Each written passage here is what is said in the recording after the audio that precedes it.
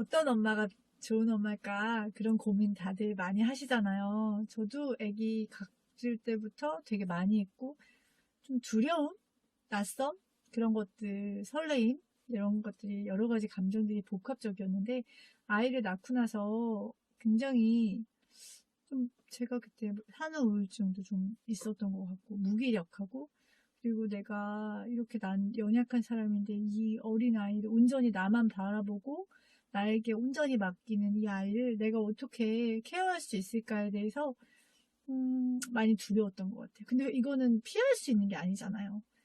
이것은 그냥 제가 받아들여야 되는 거였잖아요. 저는 모성애가 한 번에 생겼다고 생각하진 않아요. 모성애는 시간이 갈수록 무르익고 그리고 아이들을 보면서 사랑스럽게 느껴지고 그러면서 매일매일 더 사랑하게 됐던 것 같아요. 지금도 그렇고. 지금도 아이들을 보면서 감탄할 때가 있어요. 물론 아이들이 말 안 들으면 되게 속상하고 뭐 짜증나는 순간, 화나는 순간 있는데 순간순간 아이의 말, 아이의 표정, 또 아이의 마음이 느껴질 때 그런 것들이 감동을 줄 때가 있거든요. 그래서 그 모성애에 대한 어떤 의무감이나 부담감, 또 주변에서 엄마는 이래야 한다는 그 어떤 정해진 틀을 벗어나는 게 중요한 것 같아요.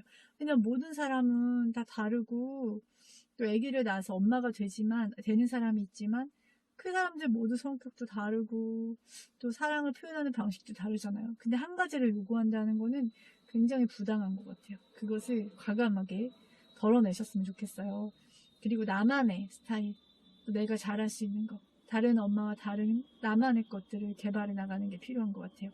저는 좀 느긋한 엄마예요. 근데 그런 것을 또 잘 생각하면 게으른 엄마기도 해요. 근데 아이에게는 그것이 꼭 나쁘진 않은 거예요. 왜냐하면 재촉하는 것들이 좀 적은 거죠. 그리고 아이들의 느림이 답답하게 느껴지지 별로 않는 거죠. 그렇기 때문에 다 있어요, 그게.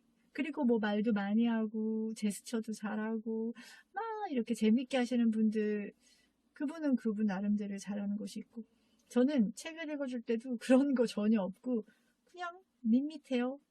근데 아이는 그것을 또 집중해서 들어줘요. 그리고 내용이 재밌으면 되는 거잖아요. 꼭 제가 막 다양하게 해야 되나요? 그건 저한테 맞는 옷이 아니거든요. 물론 항상 나한테 맞는 옷만 입을 순 없죠. 근데 아이를 기르는 데 있어서 아이를 기르려면 꽤 오랜 시간이 걸리는데 나한테 맞지 않는 옷을 얼마나 지속할 수 있겠어요. 저한테 맞는 옷. 내가 가장 잘하고 내가 가장 편안하고 자연스러운 거. 그런 것들을 추구하는 게 필요한 것 같아요. 그리고 좋은 엄마가 되고 싶잖아요. 근데 저는 좋은 엄마는 나의 완벽하지 않음을 아이들에게 드러낼 수 있는 엄마라고 생각이 들어요. 이 세상에 완벽한 사람 없고, 그리고 완벽한 엄마가 돼보려고 제가 노력을 했었거든요. 그러면 굉장히 지쳐요. 그리고 계속 아이들을 힘들게 하게 된 것 같아요. 왜냐면 내가 이만큼 희생했기 때문에 아이들 왜 따라주죠? 생각해보면. 제가 결심한 거잖아요. 제가 한 거잖아요. 아이들은 그걸 엄마한테 요구하지 않았거든요. 아이들은 그냥 자기가 하고 싶은 대로 자연스럽게 또 나의 흥미에 따라서 그날 하루를 보낼 자유가 있는 거죠. 권리가 있는 거죠. 그래서 무언가를 많이 한 날은 아이한테 오히려 화를 내게 되는 경우가 있었어요. 그리고 그런 것들을 깨닫게 되면서 어차피 나는 완벽한 사람도 아니고 여지껏 나는 완벽한 모습으로 산 적도 없는데 왜 갑자기 내가 완벽한 엄마가 되려고 하지? 왜 아이들을 힘들게 만들려고 하지? 그런 생각들을 하게 됐고 그리고 엄마가 실수하고 잘못하는 것들에 대해서 아이들이 알고 중요한 것은 그거를 엄마가 어떻게 대처하는지를 아이들이 자연스럽게 바라보면서 배우게 되는 것 같아요. 사람은 누구나 실수할 수 있잖아요. 엄마들도 뭐 물 쏟잖아요. 아이들만 그런 거 아니잖아요.